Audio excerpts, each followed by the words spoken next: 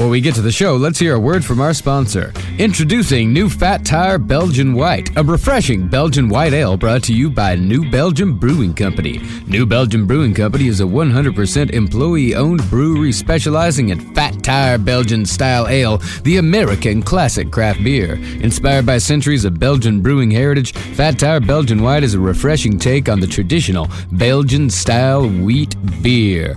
We had a couple of these Belgian whites last night as we were watching the wonderful animated feature Anastasia. And I'll tell you, they were tasty and they paired with that Don Bluth classic perfectly. You can find Fat Tire Belgian White near you by using the Beer Finder link at www.newbelgium.com. That's www.newbelgium.com. That's Belgium with an M. Enjoy the show. There's no place to escape to. This is the last podcast. On the left. That's when the cannibalism started. What was that? Oh. It's important when you start the podcast, you have to have a loose throat. Yeah, is that what you're Because that's doing? what I forgot to do. We actually had to restart because my throat was too tight. So in order to do Rasputin, what we gotta have is big old slack anaconda throat. God. All right, welcome to the last podcast on the left, everyone. I am Ben Kissel, looking at Marcus Parks. None of you have to relax your throat. You did. I'm a loose snake. It's not an exercise. Snake. That's not an It's exercise. a funny snake. Loose, funny snake. It's not an exercise. It's literally not a voice exercise. Oh, I'm Ben Kissel. Thank you. I am Ben Kissel. My voice is fine as always. Marcus Parks, Hi. your voice is great. Thank And you. we have Python throat over here. I'm like a sock with a brain. Yeah. I'm a sock rolling around. I'll eat your dog. Loose, funny All right. snake. Very good. We are on to Rasputin Part 3. We got a lot more to get to here. A lot more information. Much more information when it comes to Rasputin. Yeah, I hope you guys are ready for the fucking test after this. Every single time I read about Rasputin, can't stop it. Is that because it's so deep in the mire of Russian history that you have to like last night I was in bed with Natalie and I was trying to explain to her Iliodor, right, which we'll get to, and the breakdown of how Iliodor, with like the sins of Rasputin's past, came to haunt him leading up to the his assassination attempt. Pretend I'm Natalie. I'm tall. I have reddish hair. I'm tired. I want to go to sleep. Wake up! What? Wake up! What? Baby, this is an emergency. Baby, What? Baby, it's an emergency. Is Jackie? Are you awake? Is Jackie fine? What's going on? Where's Wendy? So the problem with the assassination attempt of Rasputin is it actually starts in 1912 when Rasputin first met Iliodor upon a task he was sent on, right? No, listen, this is the breakdown. Baby, wake up. No, you can't see me under the covers, but I'm slowly removing my engagement ring. Legally, you will be with me forever very soon.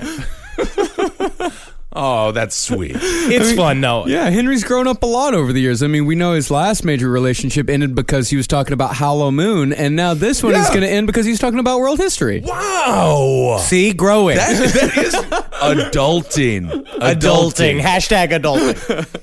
So with Rasputin gaining more and more influence, the Orthodox Church figured they better do something about all this. Not because Rasputin was immoral, but rather because he was horning in on their business. Well, the thing is, when he took he adopted the Starettes. Once they started calling them Starettes like a year ago, he was not supposed to ever take that title because that's supposed to belong to the Russian Orthodox Church. Once he started what he would do is kind of playfully accept it and then make the people around him like sarcastically call him father. But eventually that became real. And as he's sitting there, people would go for him to advice. And essentially the Russian Orthodox Church, not only would they give advice, but a lot of times they'd give it for money. Like they would sell advice. They would sell counseling, which is kind of what Rasputin was doing himself. So he was been a real Ray Kroc. It's almost like they're a flim-flam psychic community. Oh, well, the church was extremely corrupt at this point. I mean, they were a part of the state, so of course they were corrupt. Now, the church started in Rasputin's hometown with this whole investigation, where they got a couple of priests to declare him a heretic. But that petered out pretty fast. Then they went even higher to another bishop to do an investigation, but the bishop just ended up being charmed by Rasputin. The bishop liked him. The bishop loved him. The bishop liked him. And he even made sure to comment on Rasputin's beautiful basso profundo voice. I love bishops because they all look like hard-boiled eggs who are like kind of rolled through a barber shop and have eyes. That's cute that you think that, because I view them as just big, breathing, money-sucking butt plugs because of their There's shape. also that component to it. Well, if you don't know what a basso profundo singing voice is, You got to. I've got an example. This is how Rasputin sang.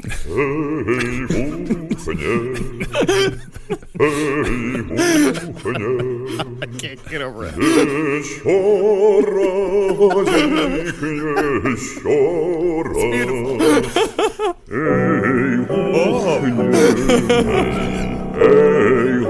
It's awesome. This back up. I am going to listen to that nonstop on my iPhone, and I want someone to be like, "So what you listening to?" and just plug that into their ear. I would follow that man off a cliff. that's the thing, I is that- legitimately love that sound. The bishop shows up basically being like, you're a Cleasty and we're gonna pin you on it. We're gonna dig up all this dirt. We know you're a horse thief. We know you like pulling your cock out all the time. And then he shows up and goes, and the bishop's like, have my wife, please. He does the take my wife bit. I don't even think he stole the horses. I think they just went with him. I mean, that voice, that's horse music. But also remember, this is a good tip. I've found basso profundos before because there's nothing quite as funny as being on a bunch of fucking edibles and watching bass quartets from Russia. That's incredible. I totally believe that. It really brings you in there.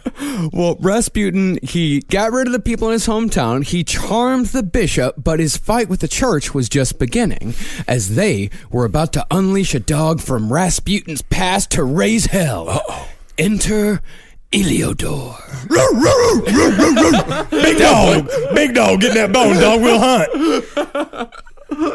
Well, since meeting Rasputin before, Iliodor had risen through the ranks of the church as a pious anti-Semitic firebrand. Okay. And when Iliodor arrived back in St. Petersburg, he found that he didn't like what Rasputin had become. Okay. Because, as we said, when Rasputin left Iliodor the last time, he was still a somewhat reasonably pious holy man. But we have a situation where an anti-Semitic holy man doesn't like Rasputin. That makes me think I like Rasputin. Well, This is the problem. This is not a bad enemy to have. This guy seems like a total bigot. Well, that's one of the things about Rasputin is that Rasputin was actually very pro-Jewish. Right. He was actually he very much was cool with all the Jewish people, and also ever since his days when he got really freaked out at the monastery because they were all gay, he evolved on that, and a lot of his friends were also gay.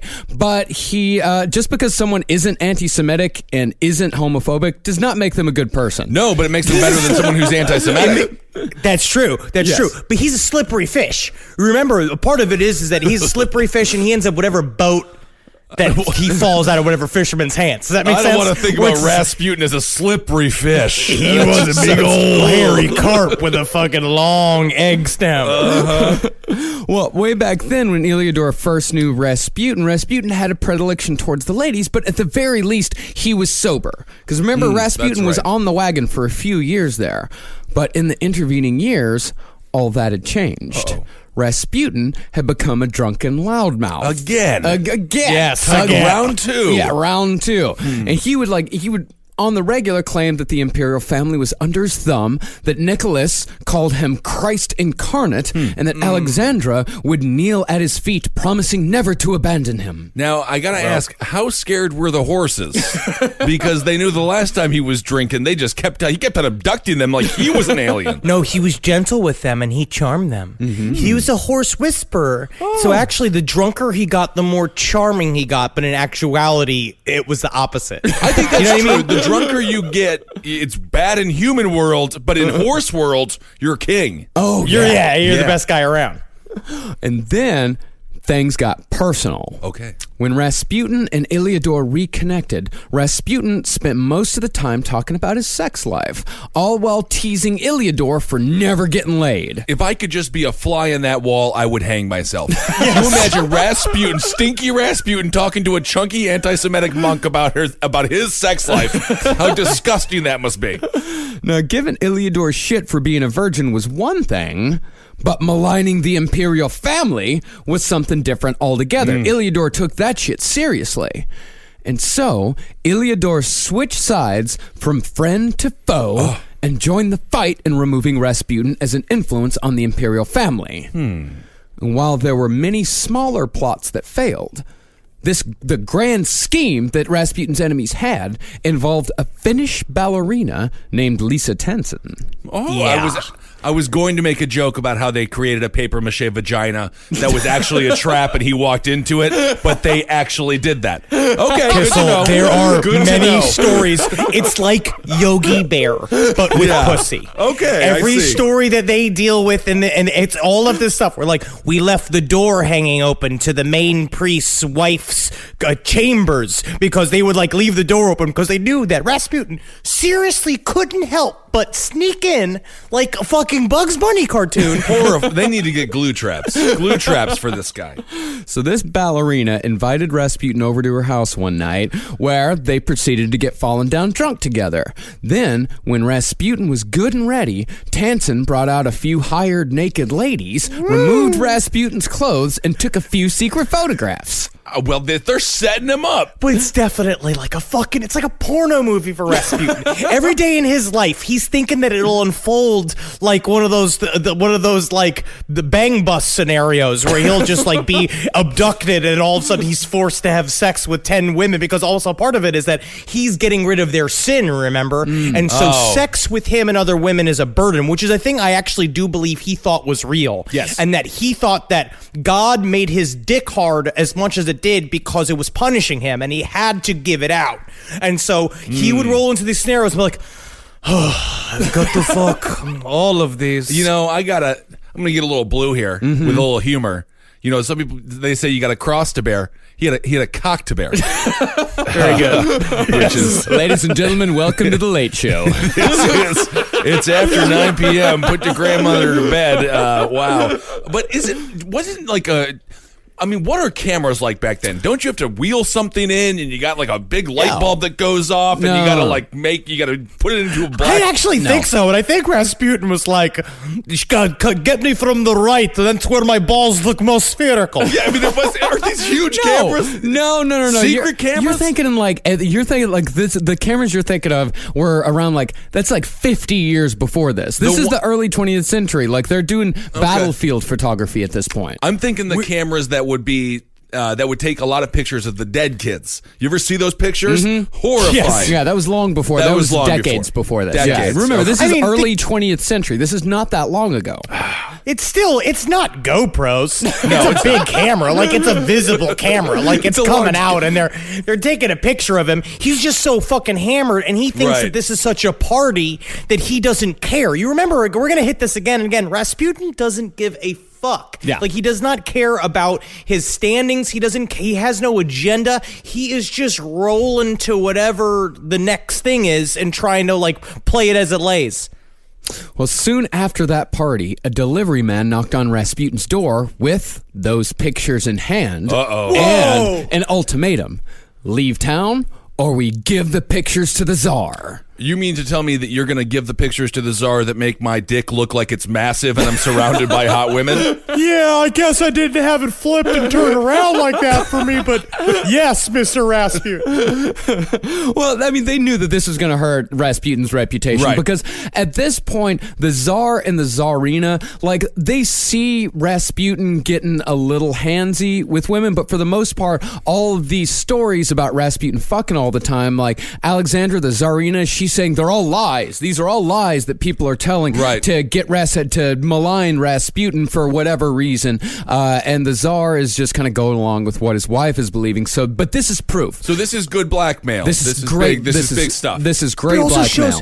Number one, this story is not that long ago. No. This story is about 100 years ago at this point. So a part of it's like, I'm always forgetting this is not medieval times. Yeah. And so they essentially Lilo'd him.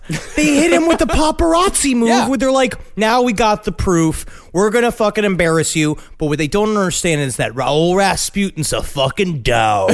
And he goes where dogs go, which is under the house. They go to heaven. Dogs go to heaven. Yeah, Rasputin, he got ahead of this whole thing. I mean, these people totally underestimated him. Rasputin took the pictures to Nicholas himself and said, dude. I'm sorry, I am a sinner. Please forgive me. I had to do this. Meanwhile, it's just as you could just see, because they talk about how Nicholas's face when he saw him. His head was in his hands as he's looking at these pictures, and it's like sort of like the Roger Rabbit with the patty cake pictures, but instead it's just fucking Rasputin's huge horse cock being played with by 7 nude ballerinas, and it's him just like, oh, God, seriously, Rasputin, you did this? Yes, it's called the wheelbarrow. Oh, my Yeah, this is what you did? All right. This is- I don't want to hear too much more about this man's sex life. I'm sorry, Kissel. You're going to hear a lot more about this man's sex life. You're locked in. You're talking about the man that his own daughter called. I want to do this one. This is fucking disgusting. Rasputin's own daughter called him a demon of the flesh, an erotomaniac, a satyr caravashur, and a chief of a mystico-erotic sect.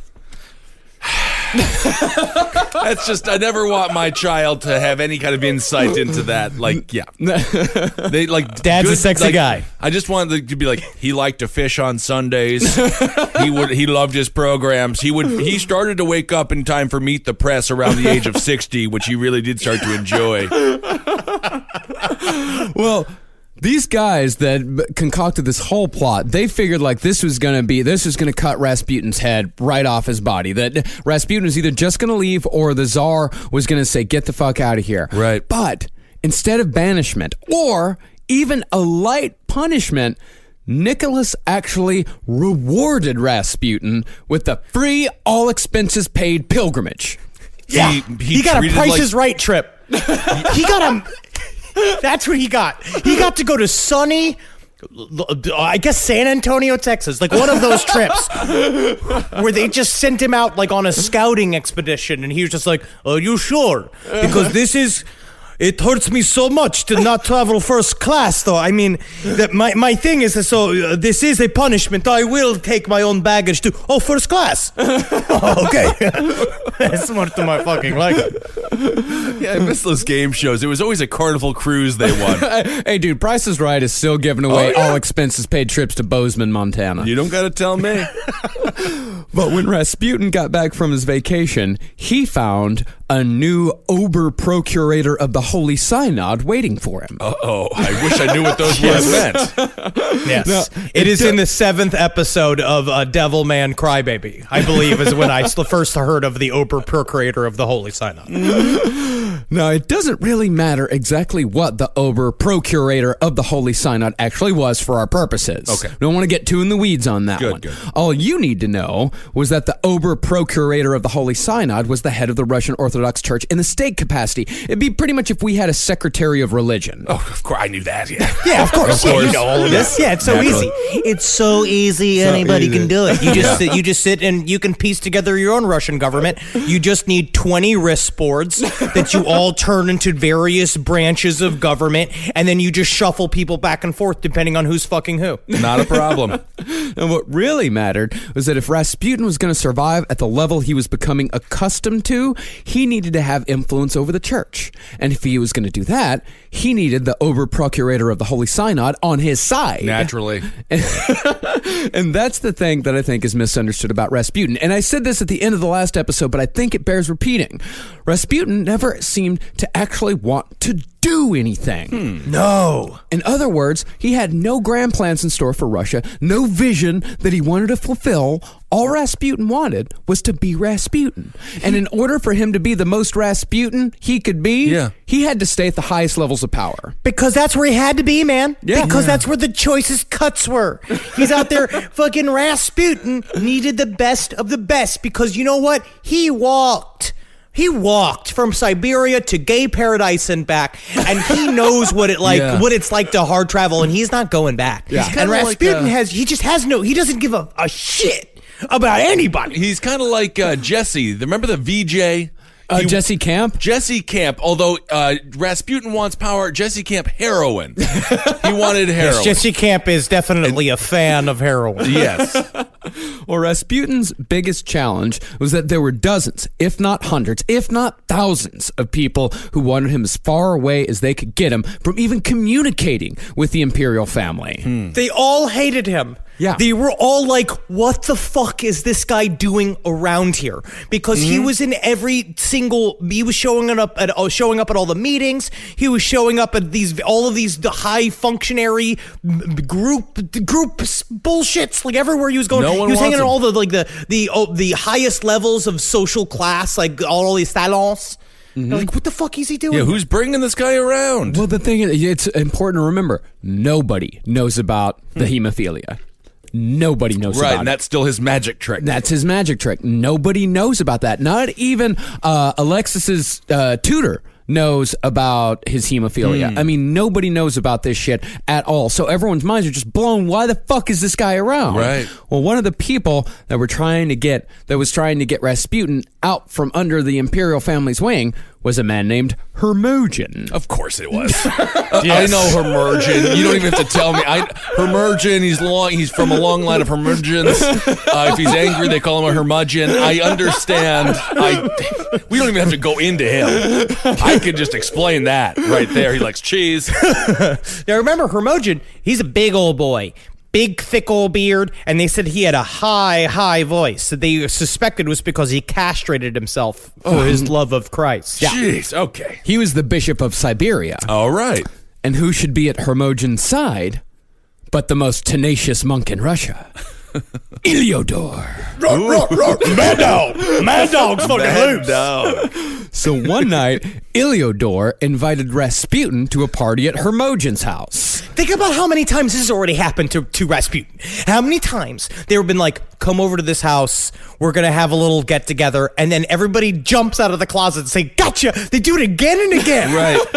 So you'd think he'd learn. No, but that's the thing is that it's like that happens once out of every, 200 times. Every other time he goes to a party at someone's house, he has a fucking great time. Okay. He's just constantly partying and drinking and dancing and hugging and man, He's fucking Rasputin. God, But when Rasputin arrived at this party, he was greeted not with the party, but Hermogen, a Duma member named Colonel Ivan Rodionov, and a guy named Dmitry Kolyaba. And it's the first episode of Intervention that ever aired. And Kolyaba is referred to in the Untold Story as, quote, an epileptic half-wit. Okay. So tell me, guys, is this gonna be one of those things where you give me a ticket for being too sexy and one of you starts jumping on my crush? Come on, guys, let's do this. Where are the naked ladies? Huh? Come on, let's crack this open, huh? We need to talk, Rasputin. That's what it was. Like Hermogen, he opened up by just hurling accusations at Rasputin, calling him every kind of no good son of a bitch in the world. But when Rasputin tried firing back, the half-wit lost control, started screaming. He went full wit. And grabbed Rasputin hard by the cock. It's just... Oh, my goodness. That probably brought Rasputin back to his horse days.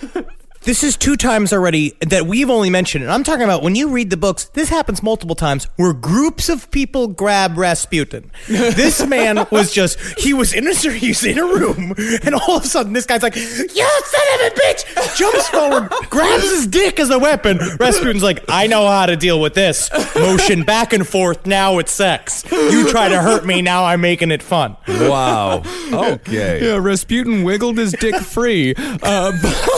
My goodness. But they were still able to grab him, and they dragged him to the chapel where they made him swear that he'd never talk to the imperial family ever again. Okay. But as soon as he left, that's exactly what he did. Oh. He ran off to Nicholas and tattled. Yeah, just picture Rudding was just like whap, whap, whap, whap, whap, with his little leg there, his third leg. No, there's no word as to what happened to the colonel or the half-wit. But I hope they wash their hands. Yes, a lot of hand sanitizer. Yes.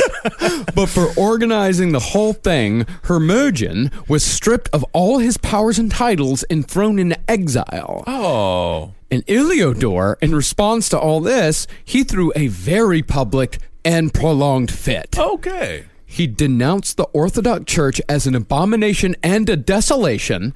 He called the Holy Synod a house of pigs. He called Alex a Rasputnaya woman, and Nicholas a, quote, little man, a drunk, a weed puffer, and a fool. And to top it all off, he said that Alexis was fathered by Rasputin himself. And you could just hear everyone just go, like, as soon as he said all of it, she'd be like, what are you doing? It's also like if you're just walking by, you just see this like fat monk screaming on the corner about the dong of Rasputin. You're just like, hurry along, kids. Nothing Well, to just hear think here. about how big your cock is that you could make multiple people go completely insane. Because that's a kind of part of it. crazy. Is that how many times he's like, he keeps slipping out of every single trap I set for him. It's like Wile E. Coyote. I don't get it.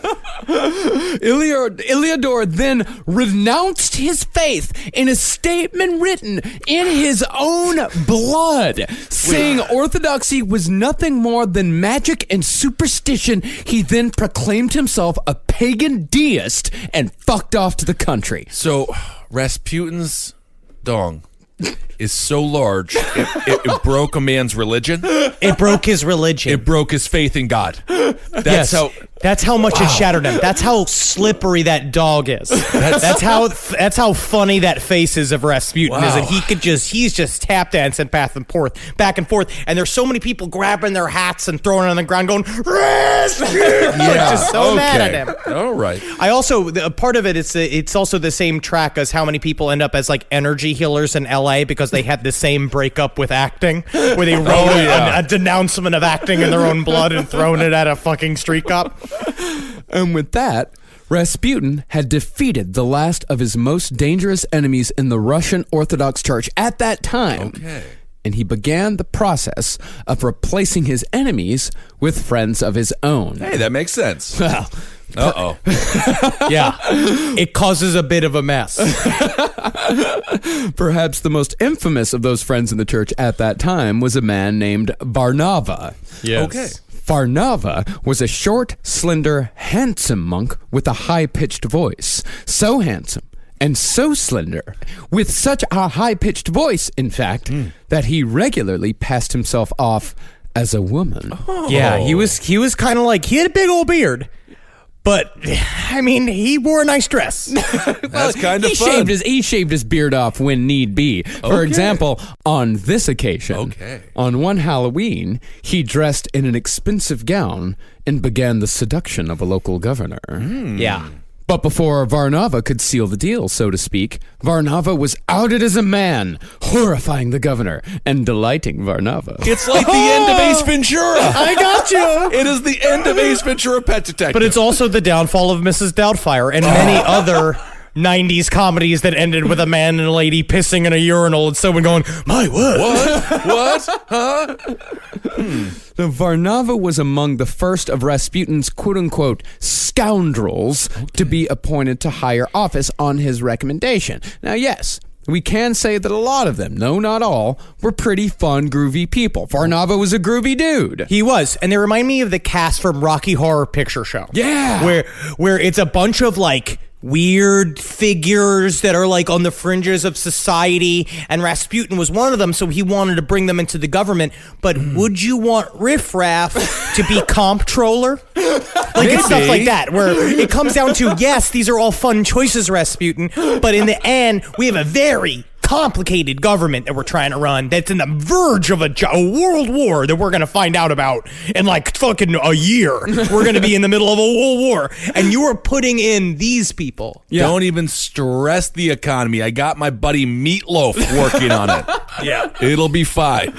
Yeah, these people are 5-6 years out from a revolution. You know, 5 years after a full revolution in which, like, the autocracy was already starting to be dismantled. They're about 5 to 6 years away from a huge revolution. And Rasputin is putting people into power, or at least recommending that his friends be put into power. And without exception, these people are all terrible at their jobs. All right. Without exception. Not a single one of them were good at it. There's just, something's coming to mind. There's another situation where that, but What if I it don't know. I reminds can't you put of? my Another finger. thing where people are being put into power based like solely on history how they repeating. feel about a certain one person, and with Yeah, and each all person kind of that like gets- loyalty to like a crime family. It's like a weird, it's like a thing. I don't know. It's weird. It's like, and as one person is kicked out, everyone that's replacing them is of lower and lower and lower quality. yeah. It's I can't get it. We'll figure it out. We'll figure it out. I don't know what it is. Rasputin. Since all these people were rascals, the Russian police kept tabs on him. They even gave him fun little code names. Cool. Oh, Rasputin even had a fun little code name. His code name at first, the first code name wasn't that fun. His first code name was just the Russian. That's cool. Yeah. Cool. It's If cool. you're just the Russian, I don't know. Actually, if my code name was just the American, I'd be pretty fucking psyched. Yeah, dude, it's awesome. Yeah, because that's like Jason Bourne. Yeah. The other guys, but then they kind of gave Rasputin like a much more descriptive name. They called him Dione, which meant the Dark One. Ooh, that's Think cool about it, too. man, because they're so scared of him too. Remember, at this same time, it's like we're obviously, upon hindsight, we're making him goofy because I feel that it's a goofy story in the end. It's fucking Caddyshack being played out before World War I. But he, in real life, like they're viewing him as this dark fucking mage walking around that they're very, very scared of. That's supposed to be in touch with satanic powers. Yeah. And the other people, the other rascals, they actually got pretty whimsical names. Their names were the Crow. Cool. The Jackdaw. Cool. The Dove. Okay. The Owl. Oh. The Bird. Ooh. Winter. Summer. And the Monk. Well, they did kind of go with a bird theme there, and then they just kind of switched it to more of a seasonal theme. Again, it's sounding like fucking anime, man. Yeah. It really does. Every once in a while, I just wanted to kick into the Evangelion theme and just fucking, the big swords, the big, like, wide swords. So he's got a posse here. He's got a huge posse, yeah. And each one of these people would have a part to play, big and small. So with the church vanquished for the time being, Rasputin set his sights higher to his political enemies. Now, by this time, Rasputin had pissed off quite a few people in the government on both the pro and anti-Nicholas sides. The anti-Nicholas contingency thought Rasputin was just further proof that the imperial system was outdated and broken. While those on the pro-Nicholas side knew that Rasputin was damaging the imperial reputation, which put it and them in danger. The funny thing was, they were both right. Yeah, Rasputin was bad for business for everyone except the rascals. But it would be years before anyone would or could do anything substantial about it. Okay. But part of it is that it's true, is that he made everybody mad. Right. And because of the nature of the autocracy, Nicholas didn't have to give any reason for why he was keeping Rasputin around. And because he never addressed it at all, he was constantly weakening his positions on both sides. And also because in the end, if you can make a really complicated scenario boil down to one dude, that's how they attack you again and again and again. Rasputin was like a bad tooth in his mouth, where it's like they could just get him at it for Rasputin every single time. He was a big obvious target, and it was an easy target. It was much easier than trying to really solve the problems of how do you balance a dictatorship with the parliament? Like, how do you deal with all of these complicated matters? All right, we'll just shit on Rasputin because he's easy. Our other sponsor today for Last Podcast on the Left is Stamps.com. Stamps.com brings all the amazing services of the U.S. Postal Service right to your fingertips. Simply create your Stamps.com account in minutes online, and you're on your way to buying and printing official U.S. postage for any letter, any package, any class of mail, from postcards to envelopes to packages, domestic to international, all using your own computer and printer. Click, print, mail, and you're done. Stamps.com makes it easy. They'll even send you a digital scale that automatically calculates exact postage. Stamps.com will even even help you decide the best class of mail based on your needs. There's no need to lease an expensive postage meter, and there are no long-term commitments. We here at Last Podcast on the Left use Stamps.com because we're a small business and we understand how important it is to get this done fast, cheap, and easy. And right now, you too can enjoy the Stamps.com service with a special offer that includes a 4-week trial plus postage and a digital scale. Just go to Stamps.com, click on the microphone at the top of the homepage, and type in LEFT. That's Stamps.com. Enter LEFT, Stamps.com. Well, before they could really do anything substantial about Rasputin, all they really had to count on was political maneuvering. Now, one of Nicholas's supporters was the prime minister, Peter Stolypin. Okay. And with this man, Rasputin had his first real challenge. Because the church was one thing. He could fake his way through that with what little experience he had. Well, let's not forget that beautiful voice.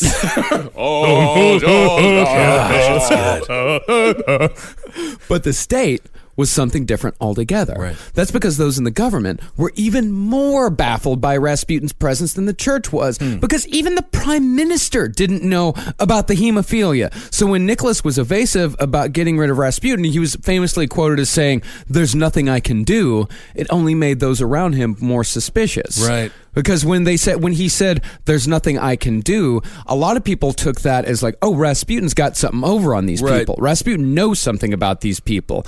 He does. Yeah, or they also took it as, like, "Oh, well, Nicholas can't control his wife. That Alexandra Yes. has all the control over Nicholas." But when he said, like, "There's nothing I can do," it's much more likely that he also believed in Rasputin as far as, like, the hemophilia wins. Like, Yeah. he keeps my son alive. There's nothing Well, I he can was do. forced to. He Yeah. was kind of forced to. There was like a thing where he didn't understand the connection and he just let it ride out because he's watching his son, who is just always being like, "When I die, will the pain go away, mama?" Like, he's this like cute-faced little sweet cherub boy, and he's doing everything he can to fucking save him. And then Rasputin is the only person who seemed to be able to. But at the same time, it's interesting because he's saying there's nothing I can do. But the whole point is you are trying to fight for the autocracy by saying the fucking czar is the only one who's the truly great decider. So you're undermining yourself by saying there's nothing I can do. Actually, there's everything that you can do. You're the fucking czar. He wants to save his son, though. That's right. Now, while the prime minister's disdain for Rasputin wasn't Nicholas's only reason for replacing him, it was definitely a factor. But the thing was, this prime minister wouldn't even survive long enough to be replaced. During a state visit to Kiev, Rasputin had a vision as the prime minister's carriage rode by. Rasputin screamed, quote, Death is riding behind him. Oh. and all that night Rasputin muttered in his sleep. Death is coming. Don't you believe me? And sure enough, the next day, whilst the prime minister was attending the opera, a student approached him during the intermission and fired a shot into his chest. Whoa.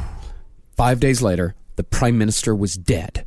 And as a result, the legend of Rasputin grew, particularly in the minds of the Romanovs. And when it came time to pick a new prime minister, Rasputin was now at Nicholas's side, weighing in on affairs of state at the highest level for the first, but unfortunately not the last time. So Rasputin went to this guy and was like, "I got some ideas for prime minister. We got the Crow. We got my boy the Owl. Winter could come in here, crush this job, or Summer. So you want the Planeteers to run Russia? Well, the new prime minister, though, who is actually known by the title of the fattest man in Russia. That's cool. That is honestly, that is an achievement. Yes. And it is very difficult. I missed that when fat was power. Yeah. Man, I mean, it's like capital F, capital M, capital R. Fattest man in Russia. that's awesome. Well, he didn't like Rasputin either. Oh. But Nicholas didn't know that because liking Rasputin was not at this time part of the litmus test. Maybe Rasputin pulled that classic joke. He's tall and lanky. The guy's the fattest man. Oh, when you stand together, we're the number 10. Yeah, Laurel and Hardy. Yeah, They're like Laurel twins. Yeah. Well, the fattest man said that Rasputin reminded him of convicts from his days in the Central Prison Administration, saying, quote, People like that would grab you by the throat and strangle you while they made the sign of the cross with a smile on their lips. You know what's funny, man? I never even saw you before, but I just knew you were fat from your voice. Thank you. You have any idea how much borscht it took to get this big? Yeah. Like A lot. They sound like when you're really overweight, you kind of sound like if a pug could talk. With all that extra skin in their throat. Poor guys. Well, after the prime minister came out against Rasputin, the president of the Duma joined in. Uh-oh. Then another Duma leader, and then another. Pretty much everyone was telling Nicholas to get Rasputin as far away from him as possible, allies and enemies both. But Nicholas didn't listen, because Nicholas seemed to only really listen to one person. His wife, Alexandra. Good. And Alexandra was constantly telling him that the only reason why their son was alive was because of their friend Rasputin. And because of how much faith Alexandra had placed in him, Rasputin, to take one of his phrases, was getting a little too big for his breeches. He was being too big for his breeches. He started really flashing it around. Yeah. But, I got to say, there's something about being universally loved, but also being universally hated that will solidify support as well. Yeah. That's what he did. He leaned in. He had a modern sensibility of understanding that hate is popularity. Yeah, absolutely. And if everyone hates you, you must be doing something right in kind of a perverted political sense. Yeah. Well, for example, as far as Rasputin getting too big for his britches, on February 13th, 1913, the Romanovs were celebrating the 300th anniversary of their rule over Russia. Woohoo! But it was a muted celebration, to put it lightly. It was a bunch of people being forced to go, yay, like as they do all of these parades and shit. Because you remember, one of them just shot the prime minister. This is not a happy country currently. Let's turn this funeral around pretty quick here. We got the 300 celebration rolling through, okay? Thank you. Get the casket out. We're going to have this parade if I have to lead it myself. Are you Harvey Dent? No, this whole 300th celebration. The animated movie Anastasia portrays this event as the moment when the evil Rasputin enters with his big green dildo of death and curses the Romanov family for rejecting him, bringing about the fall of the Russian Empire. And I just want to clarify with the audience here. We went out before the show, and Marcus came up to me. He said, "Man, I watched Anastasia last night. It's awesome." Yeah. And I was like, "What?" And he's like, "The animated movie." And I've never seen you so, I guess, cocky and confident about something that you watched. I was like, okay. Yeah, dude, it's legitimately good. Okay, so check out Anastasia. Did you watch it with Carolina, or were you like alone in your office watching in the other room while she was playing video games? We watched it together. Good. Had a wonderful Nice. time. Good. Oh, very nice. Yeah, and that's surprising more people. No, the villain Rasputin, like, he carries around a big green cock that holds all of his power everywhere that he goes, and then when he finally dies in the end by having his big green cock smashed, he dissolves into a puddle of cum and blows away. Yay. I am sure there's some YouTube videos that have pointed that out. Circle it, sign of the devil. Well, in reality, that gigantic grand ball did not happen. Rasputin did not come in proclaiming a curse on all the Romanovs. He spent most of his time at the ceremony jockeying for a good seat near the front until the fattest man in Russia told him to leave. This is the one thing about the breakdown of all. This is a part of what makes these stories so complicated, is that the way this story is portrayed is that most of the fighting is about seating arrangements. Yeah. The Duma showed up being deal. like, why are we sitting in the back for this fucking thing? Like, why are we back here? And they're all jockeying and fighting with it. But then Rasputin, according to legend, showed up in a full priest regalia. Like, he showed up like fucking Prince with a golden cross on and the full ornamental, where he's not supposed to be wearing, because he's not a Russian Orthodox priest. So he rolls in and be like, hello, fucked you, need ya, gotcha. He goes in, he sits in the front row being like, everybody's happy to see me. And everyone's like, get the fuck out of here. As soon as he shows up, and then he's like, I have to stay. I have an invite from the Tsar. And then finally, as he always does, he goes, okay, and just leaves. Which is what he always does. There it is. Well, what he always tries first, he always tries staring at someone first. Like, he'll with beautiful eyes. Like, he'll stare at him for like 30 seconds and stare really hard. And then he just leaves. And then he just leaves when the guy goes like, oh, get the fuck out of here. That's when Rasputin's like, okay. Okay, tried to be scary. Sorry about that.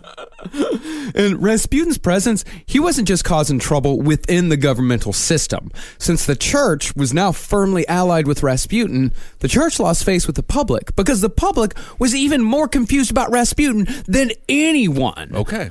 Because all they're hearing is just hearsay. And like, Russia's got a full-on tabloid press going on at this point. But the funny thing is the Tsar had actually made a because the Russians did have free speech at this point, but just like a regulated form of free speech where the Tsar had proclaimed that no one could mention Rasputin and the imperial family in the same story. Okay. But they'd still just refer to him as like the man who lives at 1010 Staritz Lane. Right. They'd refer to him by his address, and he was so well known that people are like, oh, they're talking about Rasputin. I think they actually referred to him as Tripod. Yeah, which is kind of a old nickname tripod. for, individuals. Wait, I with certain- the one story. So I've been reading a lot out of Faith, Power, and the Twilight of the Romanovs by Douglas Smith. They got good pictures in there, and one is a whole sequence of a sketch that people did out on the streets of St. Petersburg, which was two little people, one dressed as the fattest man in Russia, and one dressed as Rasputin wrestling.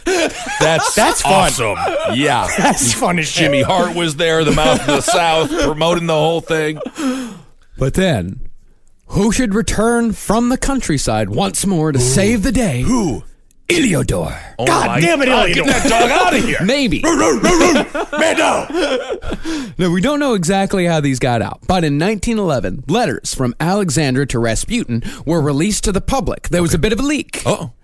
Now, as we've stressed, Which is what Rasputin- happens when you're surrounded by nothing but fucking lackeys and cronies. There's a lot of leaks in your administration. There are a lot of people trying to figure out a way to maybe undermine what's happening. Here we go. Now, as we've stressed, Rasputin and Alexandra did not have a sexual relationship. We can be sure of that. But in the context of the rumors at the time, and out of context of their personal relationship, these letters told a different story. This is what one read, in part. Forgive me, my teacher. I know I have sinned much and still do. Forgive and be patient. I try to do better, but I don't succeed. I know that much of what I do and think is not good. I want to be a good Christian, a good person, but it is so hard. So often I have to fight bad habits. But help me. Don't abandon me. I am weak and not good. I love you, and I believe in you.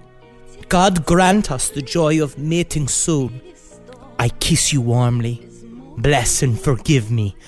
I am your child. Sounds like Zsa Zsa Gabor. Yeah. Remember Zsa Zsa was great. I remember Zsa Zsa, Yeah, yes. she was fun. Now, naturally, the imperial family was humiliated. I would think so, yeah. They didn't Yes. banish Rasputin, but for his carelessness, they refused to receive him at the capital. So Rasputin returned to his hometown to sulk, as he often did. But this was a big rift. This was like actually a big rift. This was huge. They finally were like, you know what? We are sick of this shit.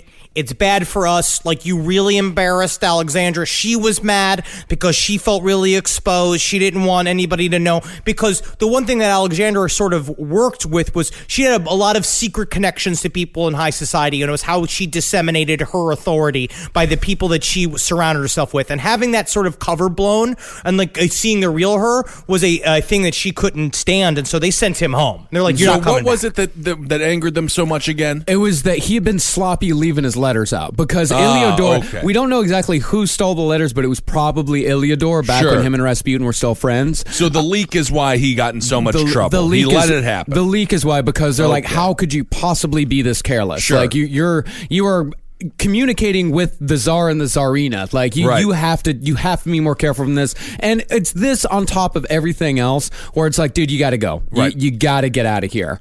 But I would say they shouldn't have been that surprised that he was careless, given the alcohol intake, but nonetheless. But in October of 1912, the telegram miracle we talked about on the last episode came along. To recap, Alexis was badly injured during a hunting trip in Poland.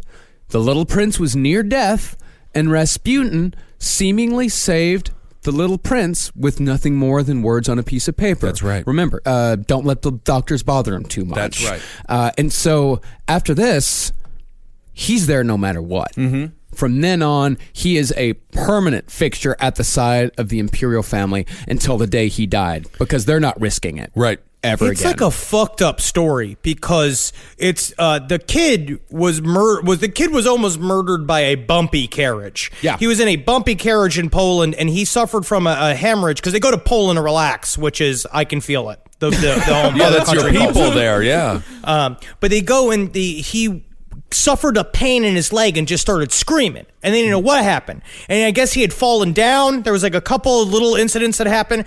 And he was dying. He was bleeding out. Right. They didn't know what to do with him. They tried to do a blood transfusion. Nothing stuck. Then they reach out finally to Rasputin. Finally, they're just desperate to do it. And he said that for him to leave him alone, and they have no clue how it works. Yeah, none of them have any clue why it worked that the bleeding stopped. Yeah, but to them, from that point on, it's just obvious. It's like, if Rasputin's not here, the heir not only is my son, but the heir to the throne is going to die. That's right.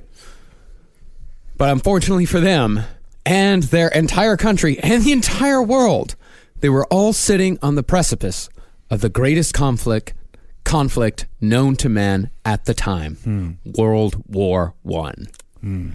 Now here's where things get a little complicated. Okay. Here's where it gets complicated. Here it is. Let's do this. If you really want to get into the ins and outs of World War I, please go listen to Dan Carlin's Hardcore History series called Blueprint for Armageddon after you finish this episode. I mean, just to give you a scope of how big and how complicated this thing actually is, Carlin's series runs over 20 hours, spread over 6 parts. Okay. And it is fucking fantastic. Check it out. This is Carlin at the absolute top of his game. This is an achievement. Okay. I started listening to it. Well, I had listened to it like a while ago, I guess closer to when it first came out, and I would just start walking, and all of a sudden I wouldn't know where I was because I was just listening to hours of World War I, and I'd be like, the Krauts are here. Yeah. Some of you just ended up in Poland. So to greatly oversimplify the start of World War I, a bunch of kids assassinated Archduke Franz Ferdinand of Serbia. This relatively minor, and honestly fairly common for the time event, escalated tensions that had already been brewing in the area. And before you knew it, very, very quickly, Germany, Austria-Hungary, the Ottoman Empire, and Bulgaria were at war with Britain, France, Italy, and Russia. I mean, this is within a span of like 2 weeks. Imagine today everything's fine. 2 weeks from now, you've got China and Russia in war with the United States and Canada and everybody in between. Well, the nice thing now is we're always at war. Yeah. So nothing's even surprising anymore. We're always at war. And it's, the same things that they say now were being said back then as far as, if war could break out. Because back then they were saying like, listen, we've got a globalist economy here. Right. There's no way. Everything's too intertwined. The economy would collapse if war were to break out. So the economy's not going to allow war to break out. But, this guy gets killed, and 2 weeks later, people are dying by the thousands almost instantly. I mean, we can't imagine the scope of violence and blood that this war produced. Okay. But for our purposes, we're only going to talk about the conflict between Germany and Russia. Like, we're not going to get into the Battle of Somme or anything like that. Like, we're just talking about Germany and Russia We're here. sticking with Rasputin. We have to. Now, Germany had the same problem that Russia had. They were cursed with the line of succession Dolt as their leader. But what the Germans did have, that the Russians didn't, was one of the greatest militaries in history. And as far as Rasputin was concerned, he couldn't have been more against the war for 3 very good reasons. One, Rasputin was a peasant. He knew it wasn't going to be the politician in the Duma or the dowager at the imperial palace who would see the true horrors of this war. Just like it is in every war, Rasputin knew that it would be the lower classes, his people, who would die on the fields in the pursuit of land and glory. Absolutely. Black Sabbath war pigs, man. I know. I was just going to think that. And he looks like he would love Sabbath if he was around. Yeah, he would, when they man. were He's around. fucking super metal. But a part of this, it fit with his religious philosophy as well. This is the only time that he was really correct. Yeah. Where he kept saying, like, no wars. Because also, in the end, he also knows that wars are really fucking complicated. Yeah. And he's just trying to have a good time. And he's sick of all this hassle. All right. So all we the got time. Rasputin wanting to protect the peasants. And 2, Rasputin knew the Russians couldn't win because the Germans had a vastly superior military, both in terms of leadership and technology. Okay. The Russians, on the other hand, really only had one resource on their side: people. Russia had the largest army in the world, and Russia has never minded throwing a few 100,000 extra bodies into the mill to make up for their shortcomings. Yep. And that only made the people hate the Tsar more. It's like the army of darkness. And 3, Rasputin had a somewhat more selfish reason for opposing the war. And it's possible Alexander knew this too. Rasputin knew that this whole system he depended on for his lifestyle was on shaky ground. If Russia were to lose, which they were almost certainly destined to do, then revolution was a given. And revolution meant, at the very least, exile, but most likely an unceremonious and brutal death for both the imperial family and Rasputin. Uh-oh. They all knew this, though, but that was a part of the reason why Nicholas wanted to go to war. It was because he knew that if I can win this, I'm solidified forever. But everyone knew, you're not going to win this. We're talking big risk, big reward. I mean, this is like big risk. I mean, it is a risk that is so stupid. But it's also the problem with this autocracy. You know, it's these guys up at the top going, I got it. Well, as we've really driven home, Rasputin had no agenda. He just wanted to exist. Right. But once he got a taste of power, once he found he actually liked being a wheeler and dealer kingmaker, his days were numbered. Well, part of what he liked about working for the government was that he didn't actually have to ever produce anything. Yeah. He liked doing little bits. He liked giving favors. He liked being important to people. He liked all of the push and pull of the political world, but he didn't want to do anything like most politicians. He was a perfect politician because he didn't want to get anything done, and he just liked the zip-zap zop of it. It's probably better that they don't get anything done, because when they do, it's an atrocious nightmare. But this is the most fun you can possibly have. Yeah. Being a kingmaker it's easier than being the king, and you get the same power. Yep. And here's another interesting thing to ponder. Russia would have gotten into World War I with or without Rasputin. And the chaos and failures of World War I helped to push Nicholas out of power. The question is, would the Romanovs have been able to hold on to their power had they not allowed Rasputin into their lives? Would they have been able to hold on to their power if they would not have let Rasputin into their lives? Would Russia... Very good question. Would Russia have emerged from World War I as a constitutional monarchy instead of the eventual Soviet Union, possibly morphing even further into something closer to what England has? What your question was to you. Yeah. Yes. Good question, Yes, good Kessel. question, yeah. It definitely isn't for us to say. We're not historians. No. We're not going to answer either of those. No. Okay, well, that's good. But the fact that we're even questioning the role of this country bumpkin flimflammer in the context of the spread of communism, the Cold War, and even the mess we find ourselves in today with Russia is a testament to how one man can bumble his way into changing the course of world history for centuries to come. Unbelievable. Forrest Gump but horny. Forrest Gump, like, he just got himself into the middle of it. So, and a part of what you do is have no scruples. Got to take Yeah, them no scruples. You got to morals at toss them all. out the fucking window. So, I mean, think about it. Think about it this way. I mean, Rasputin's not there. If Rasputin's not there, the Romanovs might hold on to power. Romanovs hold on to power. Russia becomes a constitutional monarchy. That happens. Lenin never comes into power. Lenin never comes into power. Communism doesn't ever get a foothold, or at least doesn't get its first foothold. Then there's no Stalin. Then after that, there's no Cold War. If communism doesn't get a foothold, then China is a completely different country. Then you take it even further than that. There's no Vietnam. There's no further Cold War, and there's no Russian interference in this election. It's these things just tumble from one to one to one to one. But Marcus, oh wow, we have a special alert coming in from H-Bound. But Marcus, you also have to remember there's no Anastasia. Your There's favorite no Anastasia. movie of all 'cause time. That is true. Honestly, well, according to what? The original communist socialist writings, isn't the idea is that revolution is a scientific inevitability? Isn't that the part of what they're saying is that naturally we're going to rise to a revolution? So maybe they were going to make it happen either way, but the story would be a lot more boring if Rasputin wasn't in it. All right. And it's almost like culture works that way. Weirdly, it seems like, where it kind of like plants growing towards the light, they grow towards what's the biggest mess. Where it's like, what's like the most interesting fucking knot of bullshit that we can get involved in because humans are involved. Yeah, in well, and that's what I'm going to refer to the sun as now, the biggest mess. yes. Yeah, I mean, Henry, you're right. It is but more likely than not that the Romanovs would have lost hold of power no matter what. But it's an interesting question. Absolutely. It's a very interesting question. people Just matter. if this guy, like that, there's always that one little thing that breaks the straw that breaks the camel's back, and it's possible that Rasputin was that. Okay.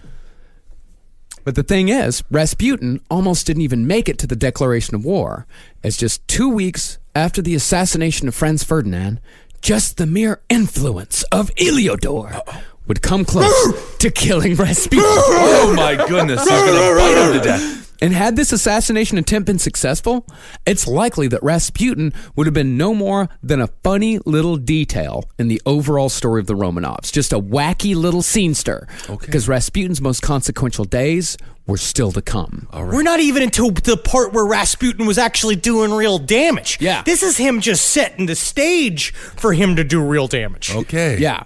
So Rasputin had returned home to Pokrovskoye soon after the assassination of Ferdinand, because nobody had really expected that relatively minor event to trigger a war at first, much less the bloodiest conflict the world had ever seen. Right. But as the days ticked by, tensions rose. And as tensions rose, Rasputin became more concerned.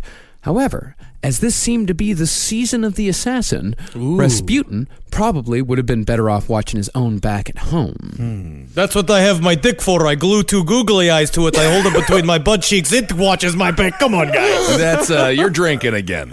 Yes.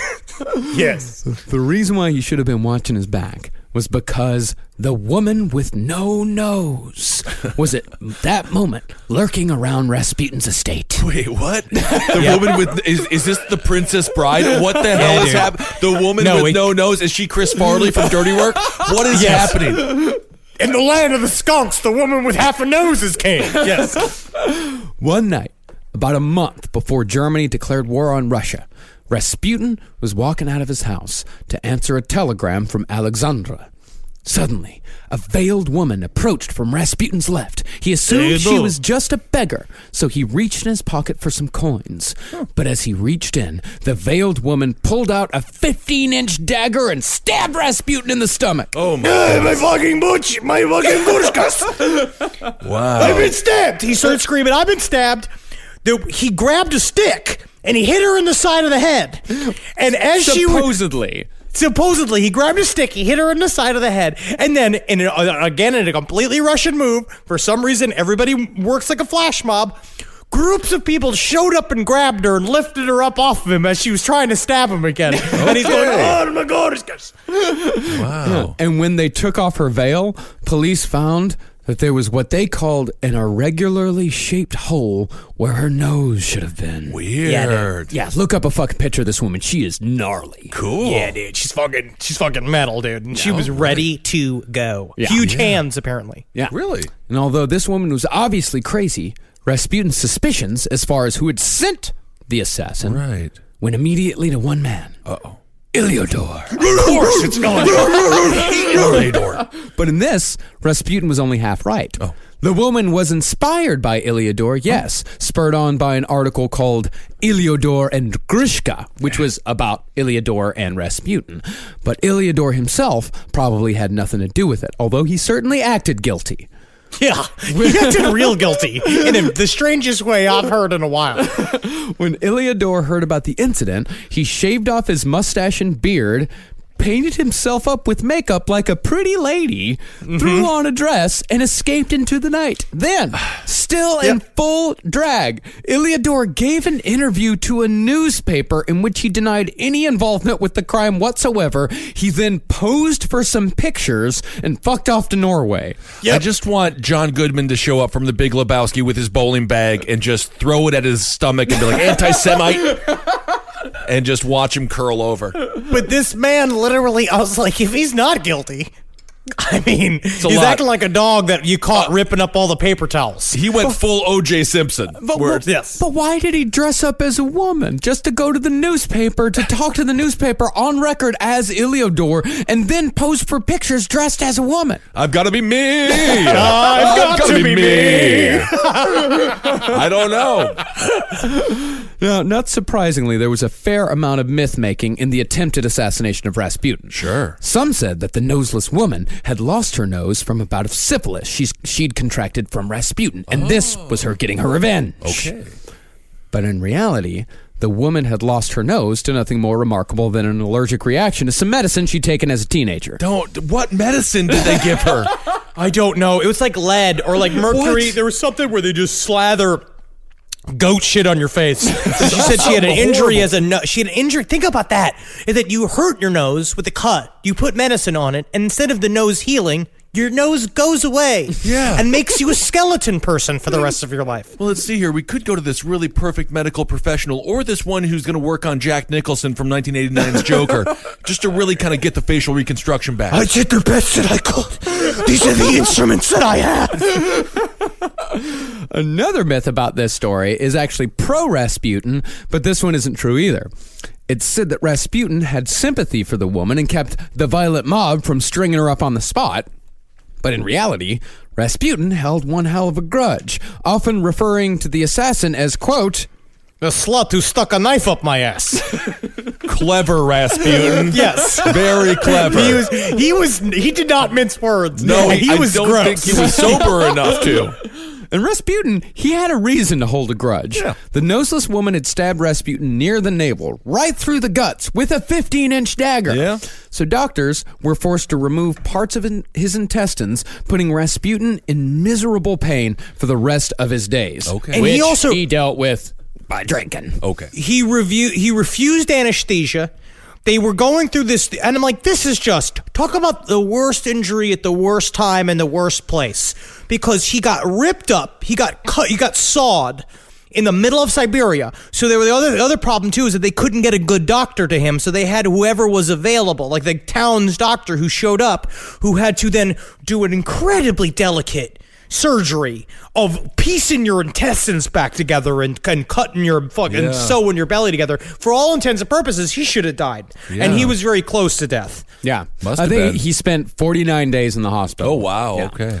But back in St. Petersburg, people were overjoyed. Some because Rasputin had been stabbed, because a lot of people hated him. Sure. But mostly because St. Petersburg was getting swept up in war fever. Oh, it's so fun. The lead up to war, people just love it. They love it so much. And that's what spurred Nicholas on, because he was finally getting some love, because he finally got a bunch of people on his side, because everybody was course. hungry for war. Yep. But also think about this: not only so a bunch of newspapers thought Rasputin died, so they put up his obituaries that they had pre-written, like always, and getting that fucking opportunity to see your obituaries before you did, that's cool. The thing, like, a lot of the obituaries were actually very nice. Like, it's like, well, don't speak ill of the dead. But as soon as the newspapers heard that Rasputin was still alive, they were like, nah, fuck that guy. Never mind. Okay. So back in St. Petersburg, like Nicholas, he made the proclamation of war from a balcony at the Winter Palace, and the entire crowd. I mean, it's just everybody in St. Petersburg is showing up, and the entire crowd saying, God save the Tsar. But that exuberance would be short-lived. For within months, Russia would be drowning in the blood of her own people with almost nothing to show for it. But Rasputin, in constant pain and now in a constant state of drunkenness, pushed on. In March of 1915, Rasputin was sent to Moscow by Alexandra on a sort of pilgrimage in an attempt to reestablish Rasputin as a man of God following the assassination attempt.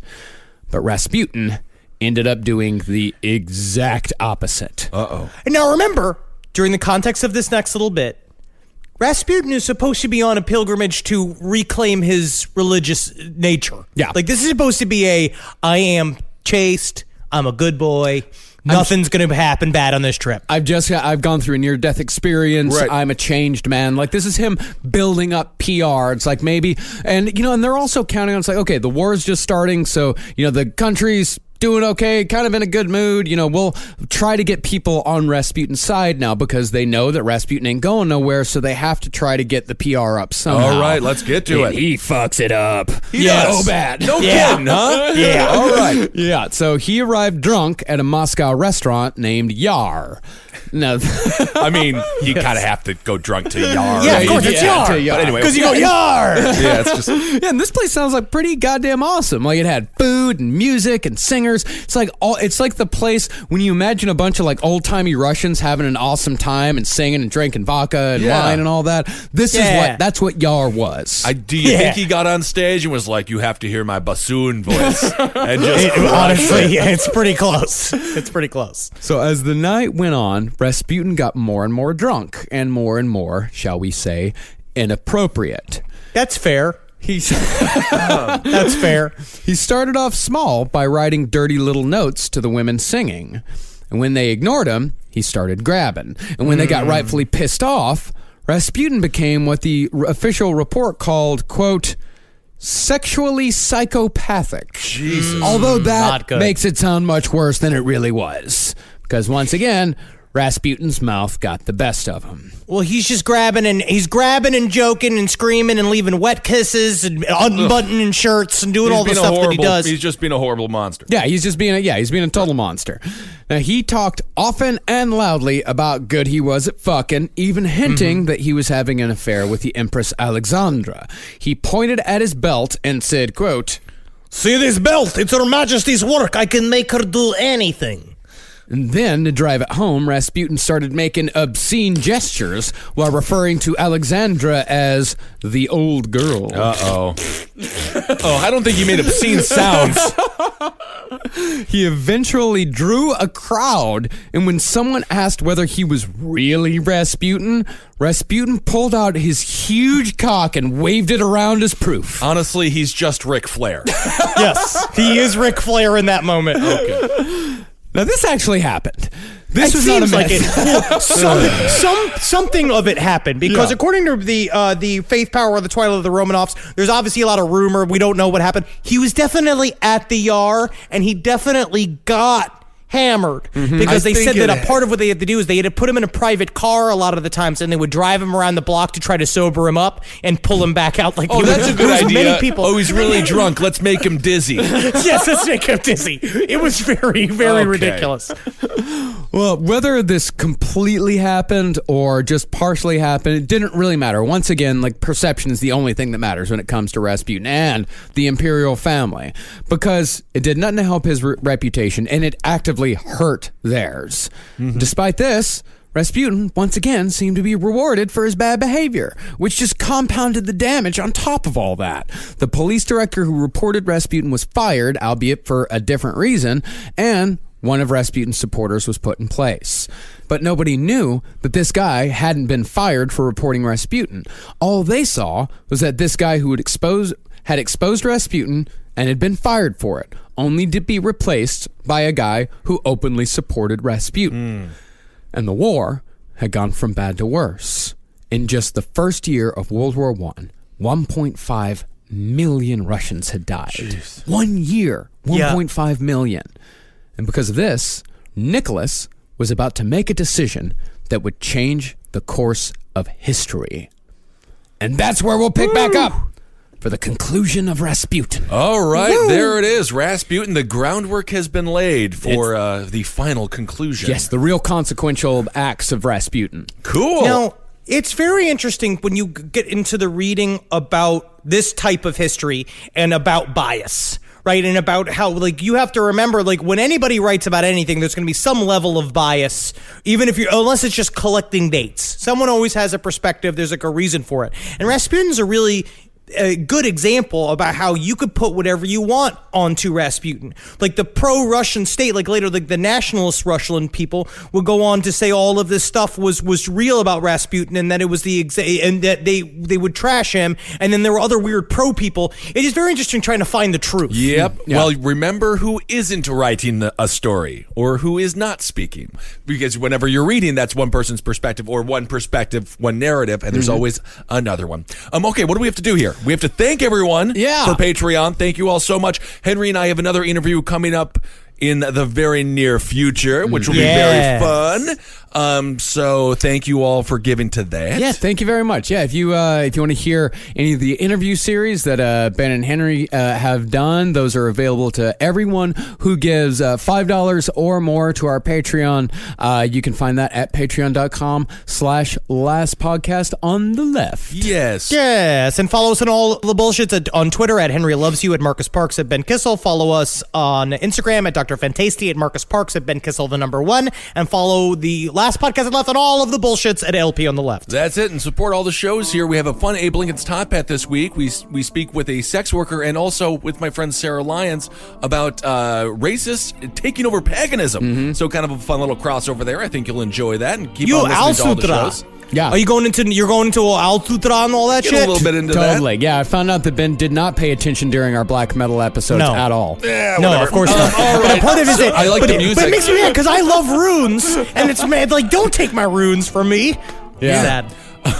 Okay, let's see here. Yeah, that's basically it. Magustalations, hail yourself, right? Yeah. Is that what we say at the end of these Yeah, things? yeah, How yeah. do we end the show usually? you Welcome say- to the last podcast of the Leftover One. I am Ben Kitchell, that's Marcus Park. Hail Satan. Helgi. Hail yourselves. Hail me. And a Magustalations. Just give it up. Just thank you so much for listening. Oh my God. That's right.